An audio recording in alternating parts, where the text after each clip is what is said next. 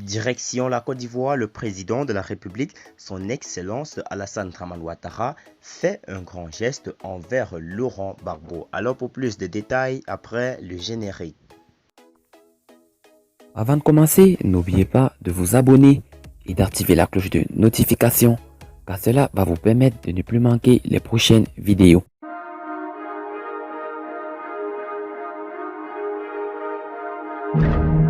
Cadre de la tendance du Front populaire ivoirien, dirigé par l'ancien président Laurent Gbagbo, Soro Seydou a regagné discrètement la Côte d'Ivoire après 10 années passées en exil au Ghana.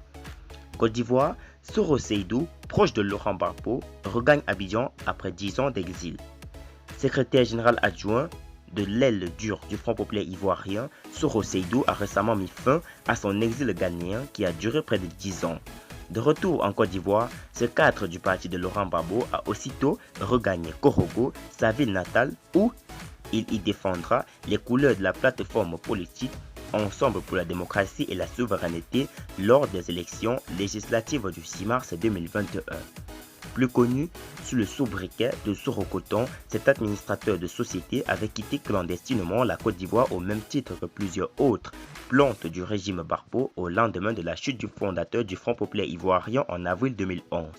Son retour à Abidjan avait été décidé à l'issue d'une assemblée générale organisée mi-janvier dernier par la coordination du Front populaire ivoirien en exil au Ghana et il devait revenir en compagnie de Justin Koné-Katinan, le porte-parole de l'ex-chef d'État ivoirien et autres Damana Pictas.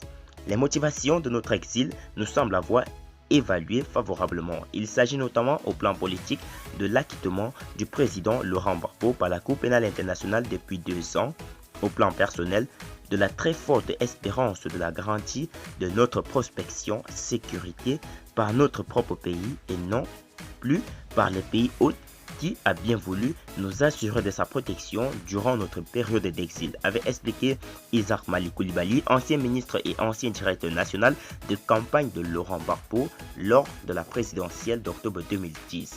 Le retour en Côte d'Ivoire de Damana Picas et Justin Koné-Katinan, dont les dossiers de candidature aux législatives de mars prochain ont été rejetés par la commission électorale indépendante, serait, selon des sources conditionnées, par les tractations actuellement menées par le Haut Commissariat des réfugiés avec les autorités ivoiriennes. Les exilés politiques fondent beaucoup d'espoir sur leur retour au pays, surtout depuis l'acquittement en janvier 2019 de leur leader Laurent Gbagbo, initialement accusé de crimes de guerre, crimes contre l'humanité par la Cour pénale internationale. Depuis sa réélection à un 3e mandat présidentiel, le chef de l'État Alassane Ouattara ne cesse de montrer des gages en faveur du retour de son prédécesseur à la présidence de la République. Après lui avoir octroyé ses 2 passeports ordinaires et diplomatiques, les tractations vont bon train pour le retour en Côte d'Ivoire de Laurent Gbagbo et de son filleul Charles Blé Goudé.